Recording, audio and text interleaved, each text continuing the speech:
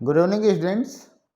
आप सभी लोगों का शौर्य एकेडमी के प्लेटफॉर्म पे बहुत बहुत स्वागत है और हम उपस्थित हैं आपके दैनिक का जो इश्यूज हैं, करंट इश्यूज, उस सीरीज में एक नए विषय पर परिचर्चा के साथ।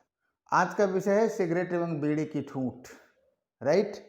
और वास्तव में इसका जो मुख्य कंटेंट है वो हिंदू से लिया गया है, किंतु इसके अतिरिक्त हिंदू ही नहीं अन्य समाचार पत्रों एवं शौर्य एकेडमी की जो कंटेंट टीम है उसका भी प्रयास है और उस संयुक्त प्रयास के का ये प्रतिफल है ये एपिसोड। तो आइए हम चर्चा करते हैं कि ये सिगरेट एवं बीड़ी की जो ठूंठ है वो क्यों चर्चा में रही और उस पर एनजीटी क्यों क्यों जो है एनजीटी को इस पर एक्शन लेना पड़ा।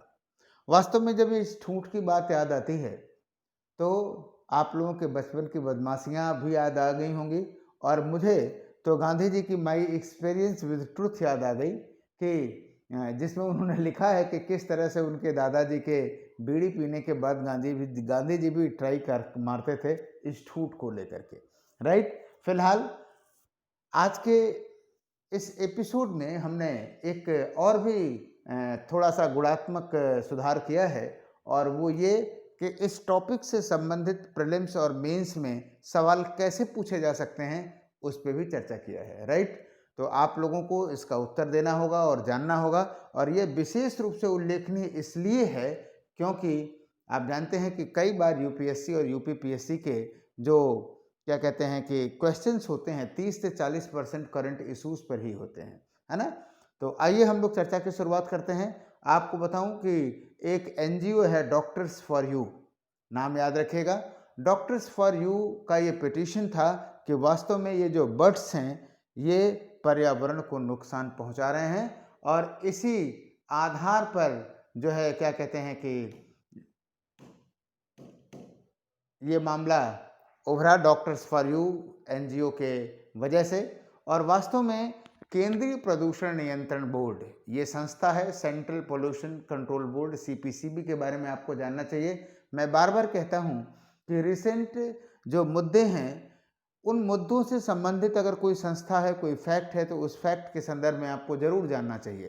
तो जो केंद्रीय प्रदूषण नियंत्रण बोर्ड है, सेंट्रल पोल्यूशन कंट्रोल बोर्ड के बारे में आपको पता होना चाहिए।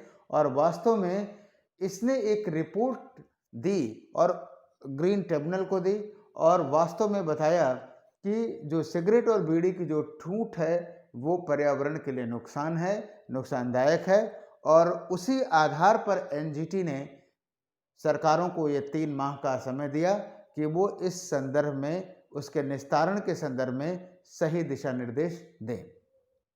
एक रोचक बात और है कि एक और ही भारत सरकार का ही आप कह सकते हैं कि संस्थान है, Indian Institute of toxicological report toxicological research, IITR, Indian Institute of toxicological research का ये मानना है कि वास्तव में वो ये भी कहता है कि जो बीड़ी की ठूंठ है वो पर्यावरण के लिए नुकसानदायक है, इसमें तो कोई दो राय नहीं।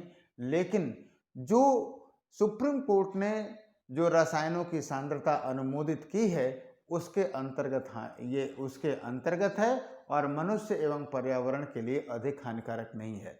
किंतु इन दोनों रिपोर्टों के बाद जो एनजीटी के प्रमुख जस्टिस आदर्श कुमार गोयल थे उनका ये कहना है कि तंबाकू मनुष्य एवं पर्यावरण के लिए हानिकारक है और इसके लिए सुधारात्मक प्रयास की जरूरत है। इसलिए हमारा जो फोकस है वो सिगरेट एवं बीड़ी के ठूंठ के निस्तारण के तरीकों पर होना चाहिए और ऐसा कोई कारण नज़र नहीं आता जिसमें जो सीपीसीबी का जो रिपोर्ट है उस रिपोर्ट पर कंसंट्रेट न किया जाए, राइट। आइए हम लोग चर्चा को आगे बढ़ाते हैं कि जो सिगरेट और बीड़ी के ठूंठ का जो प्रमुख घटक है वो सेलुलोज एसीटेट होता है, राइट। क्या होता है? सेलुलोज एसीटेट होता है और ये पीटी में ये फैक्ट पूछा जा सकता है और वास्तव में सेलुलोज एसीटेट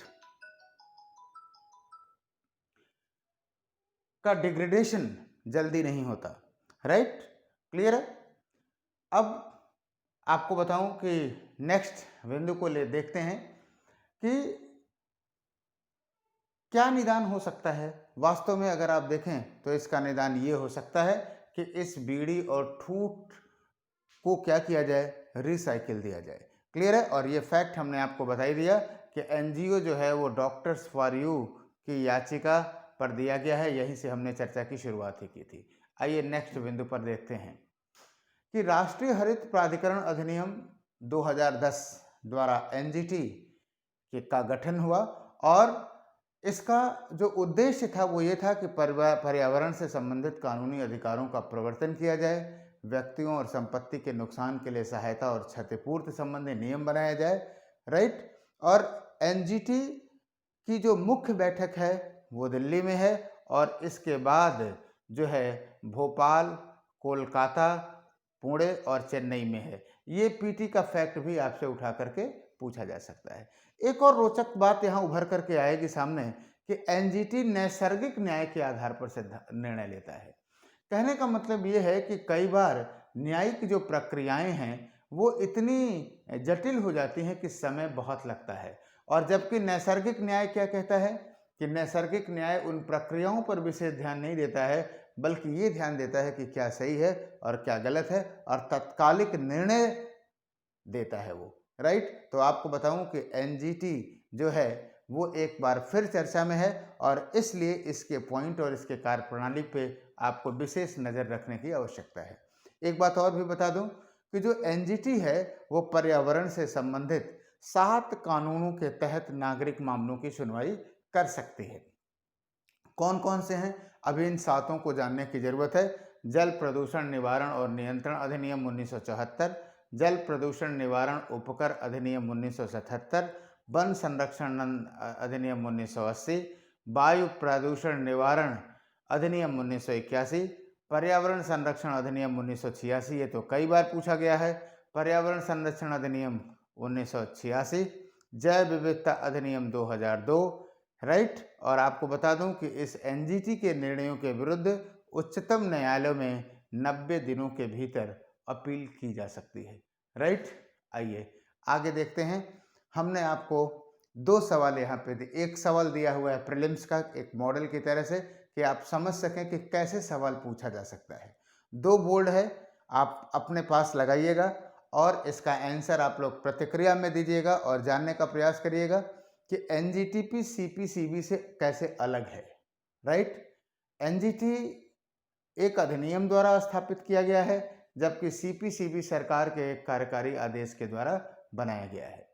दूसरा स्टेटमेंट है, एनजीटी पर्यावरण न्याय प्रदान करता है और उच्च न्यायालयों में मुकदमेबाजी के बोझ को कम करने में मदद करता है, जबकि सीपीसीबी का कार्य नहरों और कुओं की सफाई को बढ़ावा देना है और देश में हवा की गुणवत्ता को सुधार करना है।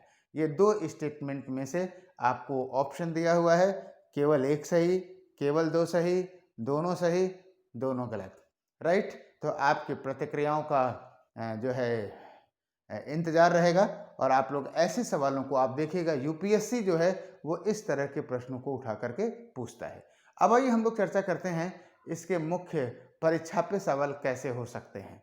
जैसे मान लीजिए आपसे ये सवाल पूछा गया, ये क्वेश्चन, कि राष्ट्रीय हरित न्यायाधिकरण के हाल के निर्णय पर्यावरण गुणवत्ता के संदर्भ में मील का, वो टाइपिंग मिस्टेक है, मील का पत्थर साबित हुए हैं, इसका आलोचनात्मक विश्लेषण करिए या इस कथन का आलोचनात्मक परीक्षण करिए, राइट। जाहिर सी बात है, ऐसे सवाल को देखते हुए आपको राष्ट्रीय हरित न्यायाधिकरण के कुछ हालिया निर्णयों को भी ध्यान में रखना होगा। ऐसा नहीं है कि केवल आप सिगरेट और बीड़ी से संबंधित निर्णयों को आप को ही आधार मानेंगे, राइट। तो पहली बात, इसकी जब शुरुआत आप करेंगे, इसकी जो फ्रेमिंग करेंगे वो क्या करेंगे कि पहले राष्ट्रीय हरित न्यायाधिकरण के बारे में सूचना देंगे, उसके कार्यक्षेत्र को बताएंगे और उसके कुछ हाल के निर्णय की चर्चा करेंगे और ये देखेंगे कि वास्तव में पर्यावरण की गुणवत्ता के संदर्भ में वो एक माइलस्टोन कैसे है, राइट।